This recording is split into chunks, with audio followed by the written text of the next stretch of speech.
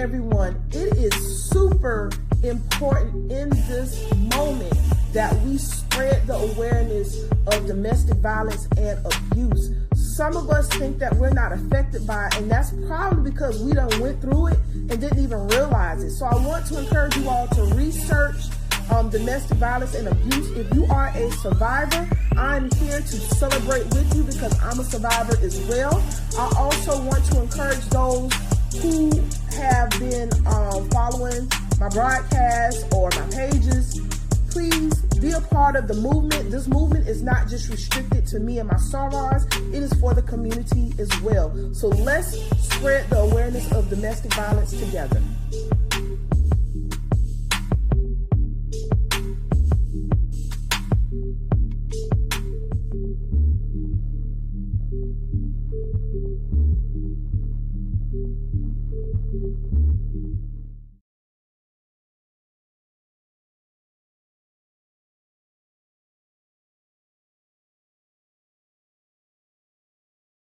Hi, everyone. I hope all is well with you. So this is another edition of Royal Empowerment where we are discussing domestic violence awareness. So I want you all to be informed as well as be encouraged concerning domestic violence, because as I've said before, if you haven't heard me before, I've said this. I have told people that a lot of times people are in domestic abuse situations and they don't know it. And it could happen to anybody. And this is something that we have to shed light on continually, because the ones, especially that are in these situations and do not realize that they are in dangerous territories, is the persons that are in love and they're continually trying to vie for this person's love, to get approval from a person that keeps hurting them. And when you're in this situation and don't know it, you're thinking, oh, I love this person. I got to keep on figuring out what can I do to make it better. It'll get better. I just got to do this. And that's usually the scenario. And a lot of times when we're in that situation, again, we're not aware that we're in an abusive situation because we're trying to keep that person in our life. We're trying to make that person happy. And it just seems like no matter what you do, that person is never happy with you, but yet we're still trying. And so what I want to encourage you all to do is to ask yourself this question. Do you feel like you're walking on eggshells with the person that you're with? And then when you ask yourself this question, number one, when you ask yourself this question, why do you feel like you're walking on eggshells with this person? If the answer is because I just don't know how this person will respond if I do this or do that, that means you just don't know. But if you ask yourself this next question, I'm not going to say the next question. I want to say, if your response to why you feel like you're walking on eggshells with this person, and your response is because I'm afraid this person is going to cuss me out. I'm afraid this person is going to lose their temper. I'm afraid this person is going to say something and hurt me or explode or whatever. That is how you know you are in a toxic relationship. So again, if you are walking on eggshells with someone and it is because you are afraid to tell this person how you feel, because you are afraid they're going to cuss you out, you're afraid that they're going to disrespect you, explode on you, and it might not always be that same reaction with an abuser. Abuser might be at a time where, they're just going to be dismissive, but you get the point. If you are afraid to tell this person how you feel, if you are afraid to talk to this person, if you're always trying to be careful when you deal with this person, you are in a toxic relationship. I wanted to say most likely, but most likely is an understatement. Anybody that you are with, you are afraid of them, yes, you would be in a toxic relationship. So I wanted to give you some nuggets on that. I wanted to give you some information concerning that because this is what we need to know. And I want to help those that are in these relationships and don't know it, because that's how people get caught up in the cycle of domestic abuse, which leads to domestic violence. So I want you to understand that staying in an abusive relationship has more consequences than what you think. And I want y'all to understand the difference in these terminologies. All right. Domestic abuse, all right, is when somebody mistreats you over and over. All right. And even if it happens one time, that can be considerably abuse. But that person becomes an abuser when they continue to do that thing to you that hurts. And 9 times out of 10, these people that do it, they don't want the same thing being done back to them. So domestic abuse leads to domestic violence. And I thank God that when I was going through a situation like that, that some way, somehow I was able to get out of it. All right. But I want to encourage all of you to just check your relationships, especially if you're in a partnership with someone or, you know, a romantic relationship. And I want to go over these consequences that can come from remaining in an abusive relationship too long. We already know if you're in an abusive relationship too long, and I don't know a time frame of too long for anyone because abusers are different.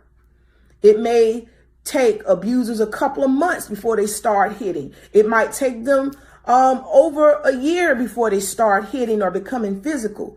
So too long is when you notice that this person is continually making you feel uncomfortable, making you feel like you always got to do something different to please them. Too long is when you realize you are walking on eggshells. This person is a ticking time bomb. You never know when they're going to explode. All right. So when you start getting feelings like that, that's too long. And you need to start thinking about how you're going to come out of it. And let me get to these consequences. Okay. So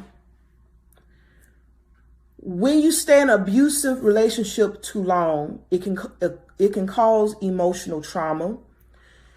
When you are at the beginning of dating someone and before these love feelings arise, you're more likely to be okay with walking away from a person that is giving you evidence that they are mentally and emotionally unstable. But once you become in love with that person and you give more of yourself to that person, and that person causes abuse to your emotions, they are calling you out your names, they're disrespecting you, they're diminishing and dismissing the things that you've done as if you have not done anything for them, you know, especially if that was the case, it causes trauma. Sometimes these abusers get real bold. And I had one that was like that. Some of them will do things that will knowingly make you jealous. Like look at another woman, or for a man, look at another man.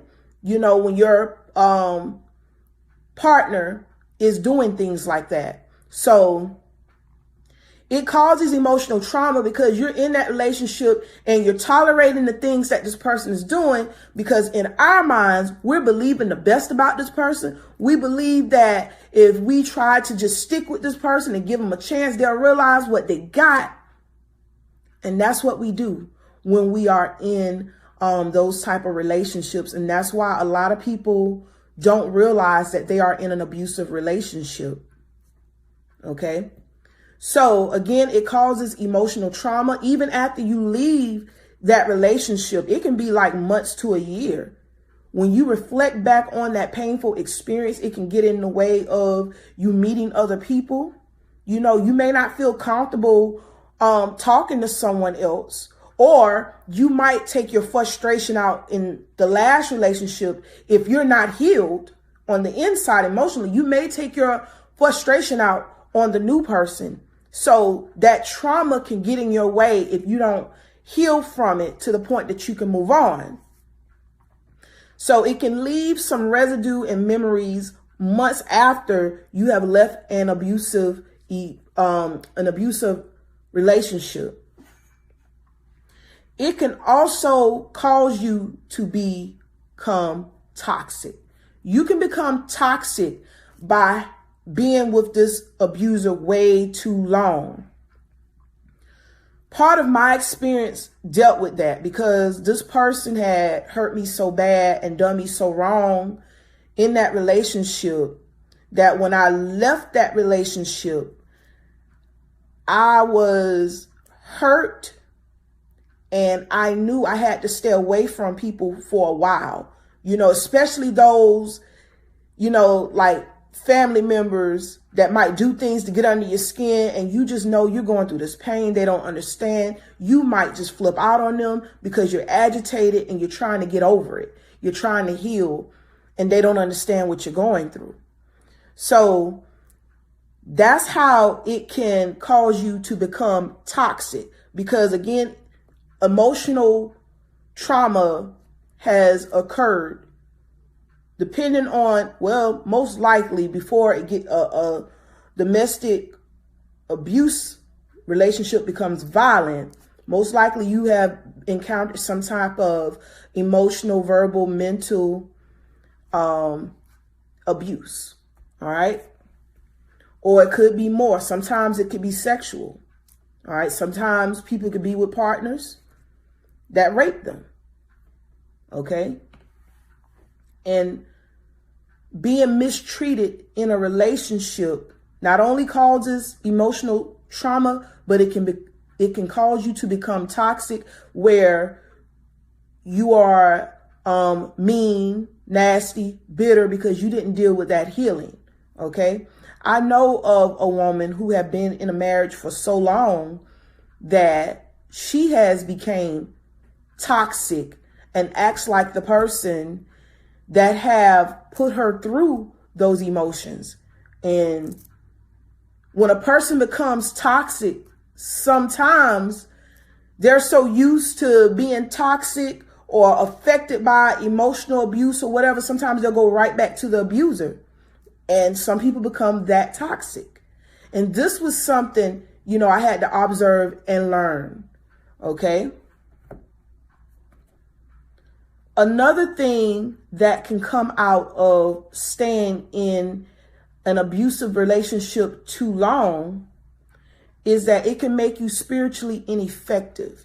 When you are in an abusive relationship, it is an ungodly soul tie. And the reason why it's an ungodly soul tie is because, first of all, someone that is of God would not try to hurt God's child.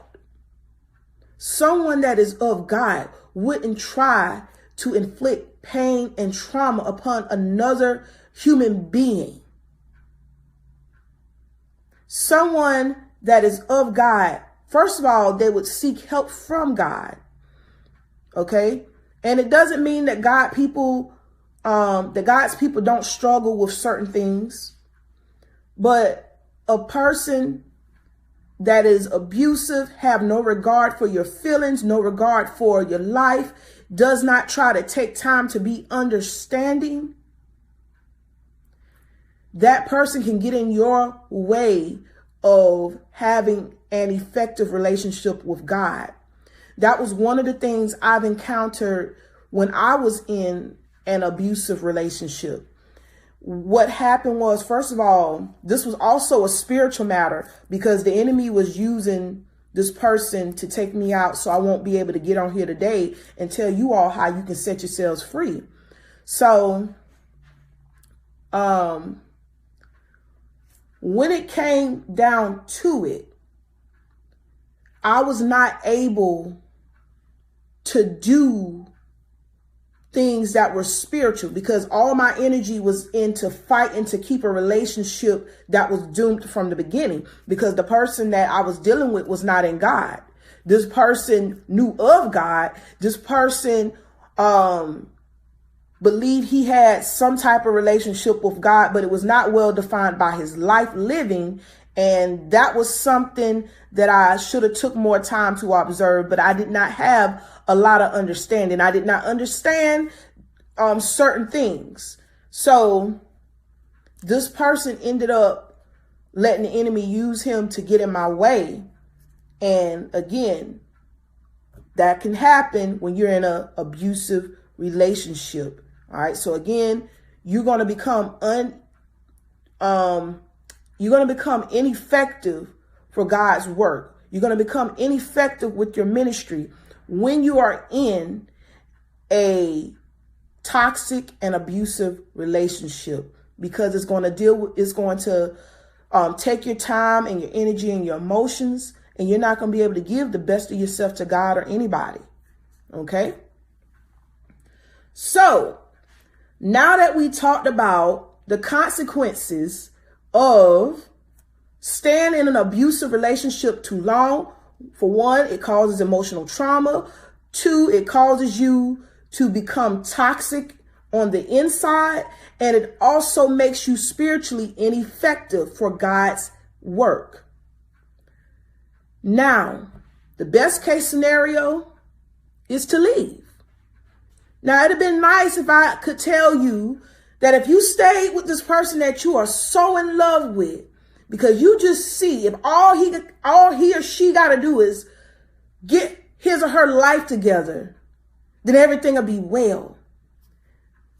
You have to understand everybody is not you. And that's why we end up in these situations, because we don't understand everybody is not us. Because we'll give a person the very best of ourselves does not always mean you're going to get it back in return. All right. So if you're going to hold out hope on somebody, hold out hope on somebody that's not hurting you. Okay. Somebody that's not abusing you, somebody that's not making you ineffective for God's good work. Now, going back to the best case scenario, leave. It's not your job to hold out hope on a grown person. It's not your job to hold out hope on a grown woman. It's not your job to hold out hope on a grown man and remain in that relationship with them. You want to hold out hope for them? Get out that relationship and hope that they can get their life together without taking yours. Okay? Hope that they can get their life together. And don't go back to it, because people feel that when you come back, they can act as long as they want. But when they get comfortable again, then they're going to go right back to them same old ways, when they feel like they can just put a facade up and have you thinking, okay, I'm changed. My attitude, baby, listen, y'all, listen. People do not change overnight. People don't necessarily change over a month. Whenever a person is toxic, that's something that took years to get into.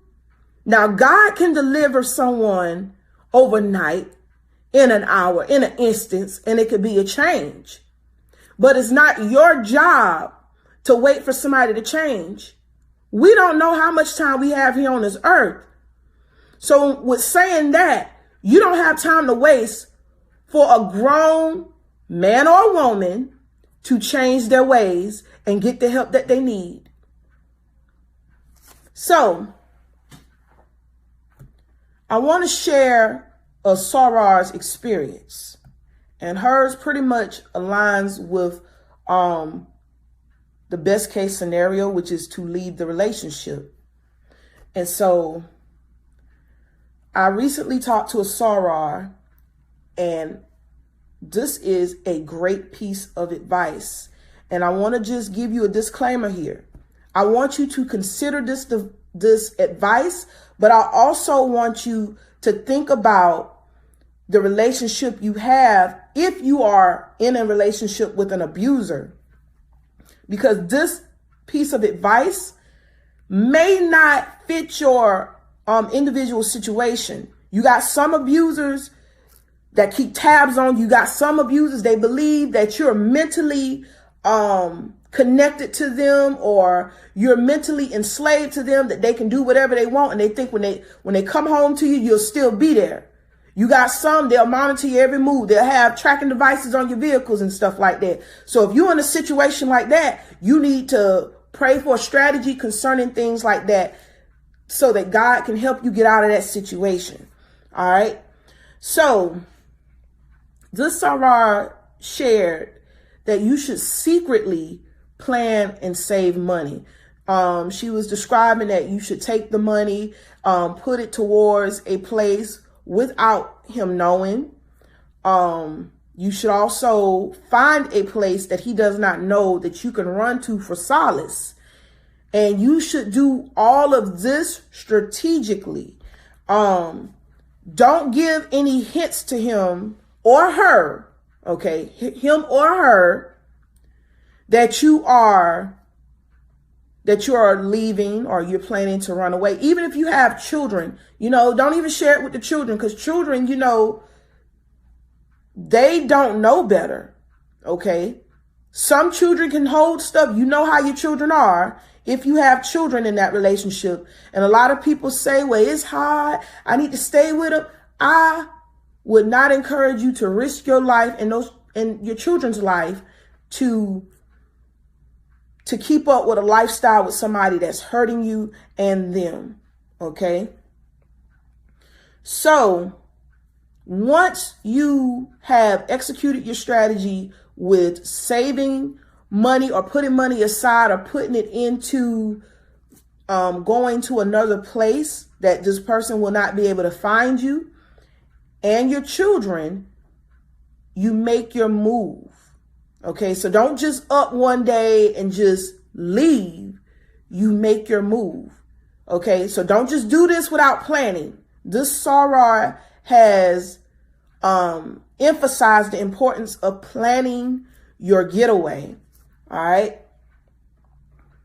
Now, I will say, if it's an extreme situation, like a person being kidnapped, trapped in a room or whatever, that a runaway thing, that might be the best case for somebody like that if they can get free. But once you get out of that situation, however you have to do it, never turn back to that person, no matter how much you love them. Okay? No matter how much you feel guilty because this person don't understand what they put you through, but you want to go and try to make things right again, don't do it. Don't do it. There's a thing that's said concerning rescuing people. You have to be your own rescue in your own rescue. In other words, be your own hero. Be your own hero. You know all the stuff that this person put you through. Don't let, fear stop you from saving your own life. That person will get over it. And again, please use your best judgment for the situation, because this person, okay, this person could be strategic in trying to get you back. This person could be one of those, when you outsmart them, they want to get even by trying to kill you. And that's what we don't want to happen. Especially if they know where you work. Okay. They know where you work. They know where you hang out at. You may just have to turn your whole life around to find solace. And also, some of the things that I've talked to other people about deals with letting other people know what's going on. So if you're at work, and it might depend on the boss or manager or whatever, if you feel that you can talk to your supervisor and let them know, hey, we might need some, we just need to be on the lookout, make sure my partner who happened to abuse me before don't show up at work, he is not to be here. She is not to be here. You know, so it's good to inform people if you have that type of person that you think will show up on your job. Bottom line is, I want you all to be safe. I want all of you to be safe, to use your best judgment in your own situation. Again, this Sarar's advice may not be suitable for everybody's situation. And again, I want you all to use your best judgment because you have to be your own hero. Okay? So, I want to say thank you for tuning into today's broadcast. If you know that somebody is in a domestic violence or domestic abuse situation, please share this broadcast with them. Again, I want you all to be encouraged. I want all of you to be safe. And until next time, God bless you.